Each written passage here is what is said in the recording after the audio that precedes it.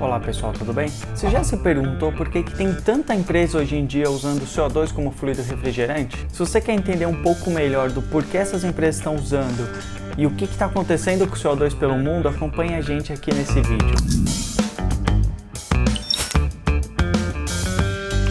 Primeiro, para entender, o CO2 é o dióxido de carbono, né? Então ele está presente no ar, ele é um gás incolor e inodoro, tá? Então a gente não sente o cheiro nem vê ele, mas ele está altamente presente no ar e nós mesmos geramos CO2, né? Durante a nossa respiração, os processos de combustão e vários outros processos geram CO2, então ele está vastamente aí presente na atmosfera. Seu código na refrigeração é o R744, tá? Então todo fluido, quando ele é usado como refrigerante, ele tem uma nomenclatura que começa com R. Então no caso do CO2 é R744.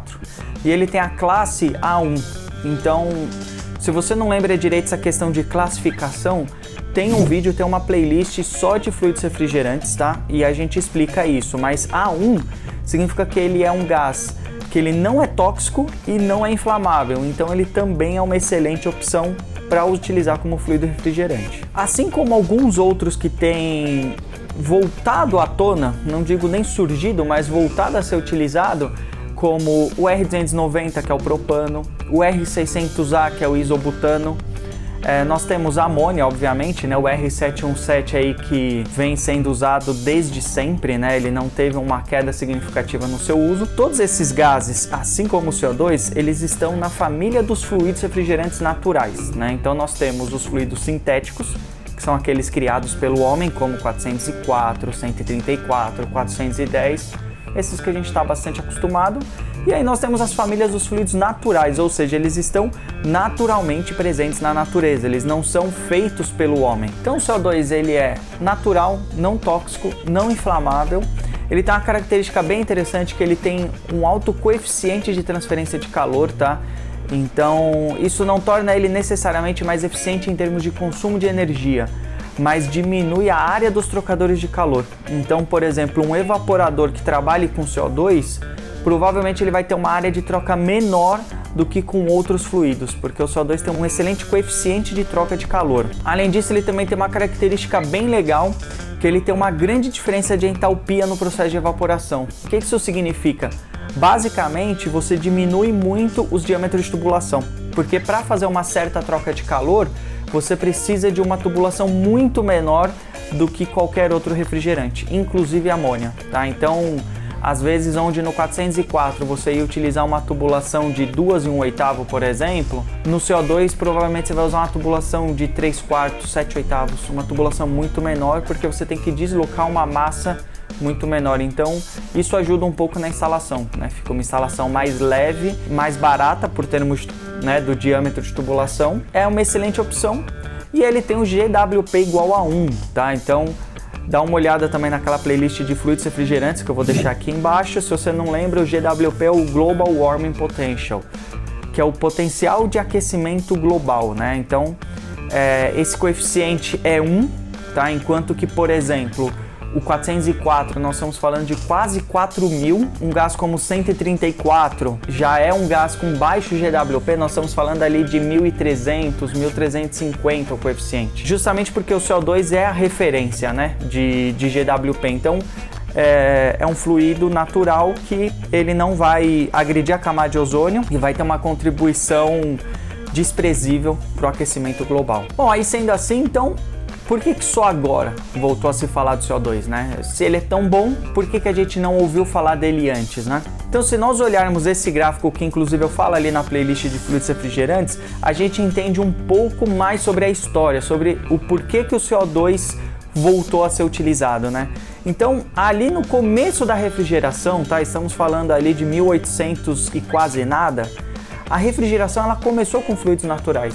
Então a refrigeração ali atrás era usado basicamente amônia, hidrocarbonetos como o propano e CO2. Eles já eram largamente utilizados. Só que, como a gente bem sabe, todos os fluidos naturais infelizmente trazem com ele alguma dificuldade a mais na aplicação, né? Então não são fluidos tão fáceis de trabalhar, alguns envolvem questões de segurança, outros simplesmente de complexidade, eles são mais difíceis de se trabalhar. Então até ali do começo da refrigeração, por praticamente 100 anos, até o início da década de 30, se utilizou-se largamente CO2, amônia e hidrocarbonetos. Só que com isso a DuPont criou os CFCs, o clorofluorcarbonetos, que são fluidos sintéticos, foram os primeiros fluidos sintéticos a aparecer. Com essa criação dos CFCs, ali na década de 30, houve uma grande migração para esses fluidos porque eles eram muito mais fáceis de se trabalhar. Então a sua instalação era muito mais barata, muito mais segura e trazia assim uma boa eficiência energética. Só que aí, né, eu não vou me alongar muito nisso, começou-se a descobrir que os CFCs contribuíam com a destruição da camada de ozônio, contribuíam com o efeito estufa.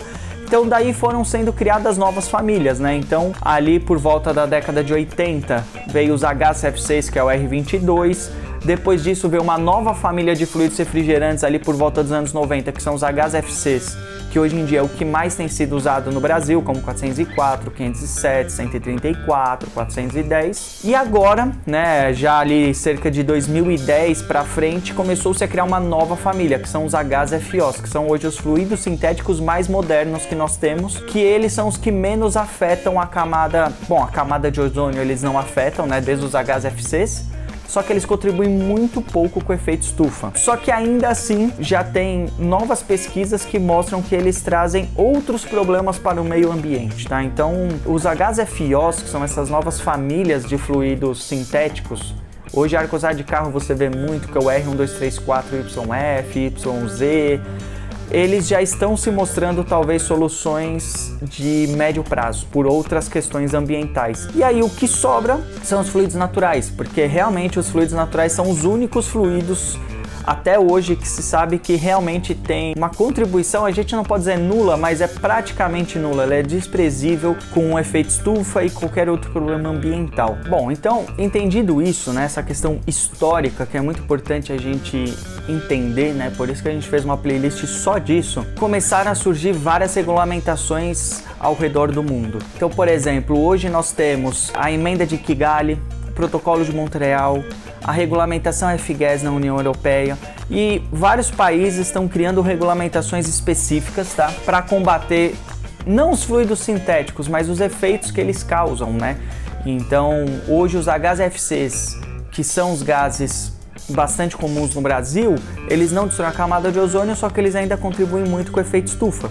Então o que acontece? Vários países, como vocês podem ver no mapa, já têm regulamentações. Então, por exemplo, nós temos aí a União Europeia, que ela proíbe a partir de 2022 o uso de HFCs em instalações com mais de 40 kW, que tem um GWP maior que 150. Então hoje, um GWP maior que 150, todos os HFCs possuem. Então sobram basicamente os HFOs ou fluidos naturais, são os únicos que vão se encaixar. Então, se você está na União Europeia, por exemplo, você já não consegue mais utilizar um fluido HFC. Você não consegue mais usar o 404, o 134, porque você vai sofrer com regulamentações que já estão aí para acontecer. 2022 é agora, esse ano, né? E claro que com o tempo existe um plano de redução, mas esse plano é bastante agressivo. E aí no mapa a gente vê vários outros, né? A Nova Zelândia também tem um plano de redução e eliminação de HFCs, que já está em prática. A Austrália também, Japão, Estados Unidos, Canadá. Então esses países que estão em azul são países que têm algum tipo de incentivo ou de fiscalização mais pesada. Então, por exemplo, hoje se você tem um chiller em algum desses países e você usa 134, não significa que você não pode usar, mas alguns países, por exemplo, ele te limita o quanto você pode repor de fluido refrigerante. Então vamos supor que você tem ali 50 kg de fluido refrigerante 134A na sua instalação. Aí o país fala, tudo bem, então você pode repor 10% disso por ano. Então se você tem um vazamento e perde sua carga de gás, por exemplo, você até consegue comprar. Só que você vai pagar uma sobretaxa do que for acima desses 10% altíssima, porque entende-se de que foi uma negligência sua, né? Você tem um fluido refrigerante que agride o meio ambiente, você tem que ter um autocontrole sobre ele. E isso, obviamente, envolve custos. Então começa a chegar uma parte que essas empresas falam, olha, não vale a pena, né, eu ter mais HFC aqui. É muito caro, eu tenho vários problemas com isso, vale mais a pena eu investir num sistema com fluido natural, por mais que ele seja mais caro. E eu recomendo, tá, essa base aqui que vocês veem é da Checo, tá? Então entrem no site deles, tem muita documentação legal sobre fluidos naturais, é um pessoal muito competente. E aí a gente vê também nesse segundo gráfico alguns incentivos mais específicos, né? Então a Califórnia tem um programa específico que ele incentiva o uso de sistemas de refrigeração por fluidos naturais. Então nós temos aí também outros países da União Europeia também que tem taxa sobre o uso de HFC, né? Como é o caso da França, Espanha, entre outros. Nós temos também o caso do Japão, que ele tem também uma regulamentação específica para incentivo de fluidos naturais. Então você já começa a entender essa atmosfera e entender por que, por exemplo, na Europa se fala tanto do CO2. Se fala tanto do CO2 porque simplesmente não se pode mais usar 404 e outras soluções que nós aqui no Brasil estamos acostumados a usar. Então não significa que ele é algo milagroso, algo excelente, algo ótimo. Tá? Significa que simplesmente esses países já não têm mais acesso aos fluidos HFCs. Mas, com certeza, tá? Nós aqui da Frigocenter acreditamos que o futuro ele será feito com fluidos naturais. Só que existe aí um período de transição e é importante entender esse contexto, por isso que eu quis trazer esse vídeo, para saber por que alguns lugares se usam tanto. Hoje, às vezes, você fala, poxa, na Europa, nos Estados Unidos tem se usado muito CO2, então, com certeza é o futuro. Acredito que sim, mas para nós ainda talvez seja um futuro aí de médio prazo, enquanto que para eles já é algo presente, tá? Então é importante entender esse conceito. Aí tem um outro gráfico que eu quis trazer para vocês um pouquinho hoje de onde estão as instalações de CO2. Esse gráfico que é mais recente, ele traz as instalações de CO2 transcrítico, que eu vou falar um pouquinho mais para frente no vídeo, os tipos de sistema de CO2, tá? Então é um sistema específico, mas que ele tem sido largamente utilizado na Europa, principalmente em instalações de supermercado. Então nesse gráfico, tá, que é do início de 2020, a gente pode ver que a grande maioria das instalações hoje de CO2 transcrítico estão principalmente na União Europeia. E até ao lado aí eu tenho um outro gráfico que ele mostra dessas instalações, dessas 29 mil instalações aproximadamente que existem na União Europeia, a maior parte dela, 90%, estamos falando aí de supermercados, tá? Então, de lojas médias e grandes de supermercados, 5% ali pequenos mercados e outros 5% aplicados na indústria. E aí nós temos também aí na América do Sul, hoje no Brasil deve ter algo em torno de umas 6 ou 8 instalações, até onde eu sei, todas em supermercado com sistema transcrítico. Temos aí Japão, Estados Unidos, você vê que existem poucas instalações, mas elas vêm crescendo consideravelmente, seja através de reais incentivos para que se use fluidos naturais ou através de proibições ou taxações sobre o uso de fluidos sintéticos. Aí é importante a gente entender o que é o CO2 transcrítico, tá? Por que esse nome? Porque nós temos também outros sistemas. Os mais comuns hoje em dia são os sistemas subcríticos e os sistemas transcríticos. Esse gráfico vocês estão vendo apenas o sistema transcrítico, que é o sistema, a última atualização, digamos, o que tem sido utilizado mais recentemente em sistemas de CO2, que é o sistema transcrítico, mas também temos os subcríticos, que existem milhares de instalações pelo mundo e no Brasil já existem aí algumas centenas de instalações, principalmente supermercado, mas também temos indústria em outros sistemas. O CO2, ele é um excelente fluido refrigerante, como a gente pode ver, mas como todo fluido refrigerante, ele tem a sua complexidade. Se por um lado ele não é tóxico nem inflamável, lembra, ele é classificação A1, então ele não é tóxico e não é inflamável. E uma coisa importante, tá? Não se confunda, porque falam, você tem que ter sensor de vazamento de CO2 na câmara. Isso não significa que ele é tóxico, só que como todo fluido, né, todo gás inerte, se eu encher essa sala com nitrogênio, eu morro por asfixia. O CO2 é a mesma coisa. E como ele é um gás que ele é inodoro e incolor, é importante você ter sensor de CO2, porque se você tiver altíssimas concentrações de CO2 no ambiente, você pode desmaiar e vir até mesmo a falecer, apesar de acidentes como esse serem desconhecidos no mundo. Então, assim, ele é considerado um fluido, nesse aspecto, extremamente seguro. Porém, então, ele não é tóxico e não é inflamável, diferente, por exemplo, dos hidrocarbonetos, que são excelentes fluidos refrigerantes, como propano e isobutano, só que eles são altamente inflamáveis. Nós temos a amônia, que também é um excelente fluido refrigerante, só que ela é levemente inflamável e altamente tóxica. Então, o CO2 tem alguma coisa que tem que ser complicada de se trabalhar nele, e o problema dele estão no regime de trabalho, tá? Então, esse gráfico que vocês estão vendo é o ponto triplo do CO2. Basicamente, o que importa pra gente aí, tá? Esses dois pontos, você tem o ponto supercrítico dele, que é acima de 73 bar ou 31 graus, tá? Então, o que é o ponto supercrítico? Esse gás não condensa. Se você tiver uma temperatura superior a 31 graus, você não consegue condensar ele. E lembra que na refrigeração, o que a gente faz o tempo inteiro? Condensa e evapora, condensa e evapora. Então, você comprime o vapor, ele troca calor, esse vapor vira líquido, você expande ele, ele evapora dentro do evaporador. Só que o problema é que acima de 31 graus, o CO2 ele não tem como condensar, ele está no ponto supercrítico dele.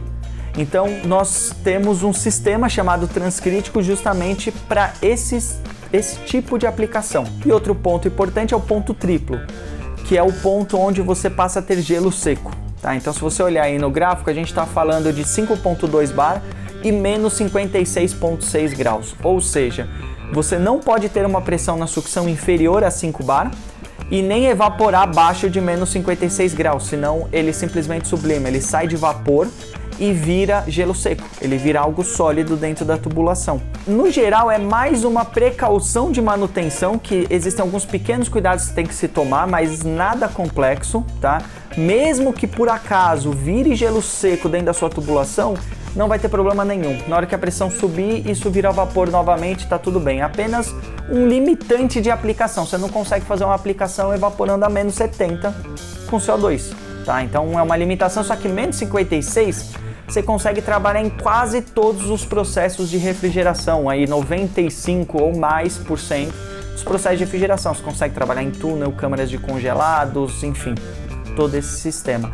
Então nós temos esses dois limites, tá? Acima de 31 graus não condensa, abaixo de menos 56 graus você tem gelo seco. E daí nós temos três tipos de sistemas que vocês vão ouvir falar bastante quando fala de CO2, tá? Você tem o sistema transcrítico, que ele é uma aplicação muito similar ao que a gente faz hoje, tá? Você tem compressor, condensador, tanque de líquido, dispositivo de expansão e evaporador. Porém, o seu condensador, você não efetivamente condensa o fluido refrigerante. É um pouco estranho, mas ele muda o nome de condensador para dessuperaquecedor. Você resfria o seu fluido refrigerante, porém, antes da entrada do tanque, você tem uma válvula de expansão que derruba essa pressão para dentro do tanque e aí sim ele vira vapor. Então esse daí é o sistema transcrítico. E óbvio, ele tem algumas limitações, que ele trabalha com pressões altíssimas. Depois nós temos o sistema subcrítico, que esse é largamente utilizado no Brasil, no mundo também, mas no Brasil especificamente ele é bem interessante, que ele basicamente você tem um sistema em cascata, tá? Então vocês podem ver aí na imagem, você tem um sistema que ele vai condensar o CO2, então você tem um sistema ali com 134, propano, amônia, que está evaporando dentro de um trocador de placas, e do outro lado ele está condensando o CO2. É o que nós chamamos aí de cascata, tá? Esse daí é o sistema subcrítico. Por quê? Porque ele condensa efetivamente o fluido refrigerante abaixo do ponto crítico. Você está evaporando ali normalmente a menos 10 e condensando o CO2 a menos 5. Então você realmente consegue condensar esse CO2. E aí, por último, nós temos um outro tipo de sistema que no Brasil não é tão comum, mas em algumas regiões é mais comum de se ver, que é o sistema bombeado de CO2. Então nós usamos exclusivamente o CO2 como fluido secundário. Você não tem um compressor de CO2. Você basicamente bombeia ele, como é muito comum no sistema bombeado de amônia, digamos assim. São aí os três possíveis sistemas que você vai encontrar de CO2. Aqui o meu foco principal era mais dar uma explicação geral do porquê você vê tanto CO2. tá? Para que você simplesmente não vá com a manada, é entender esse contexto histórico, esse contexto de regulamentações que existem pelo mundo, para você entender por que que fora do Brasil tem se usado tanto o CO2. É uma questão de regulamentação e sim, ele é um excelente fluido refrigerante, só que ele também é uma solução mais cara e nem sempre a mais eficiente. Nós estamos fazendo também outros vídeos onde aí nós vamos explicar especificamente cada um dos sistemas, tá? Então nós vamos falar como funciona o sistema transcrítico, vai ter um vídeo só dele, o subcrítico, o bombeado e algumas outras aplicações possíveis com CO2, tá? Que aí são vídeos mais técnicos que a gente fala mais a fundo. O intuito aqui era esse, eu espero que tenha dado para entender um pouquinho, ajudar vocês a tomar uma decisão se o CO2 é uma boa solução para vocês ou não. Se ficou qualquer dúvida, se vocês acham que a gente esqueceu alguma coisa aqui, por favor, deixa nos comentários que vai ser um prazer responder. Até a próxima!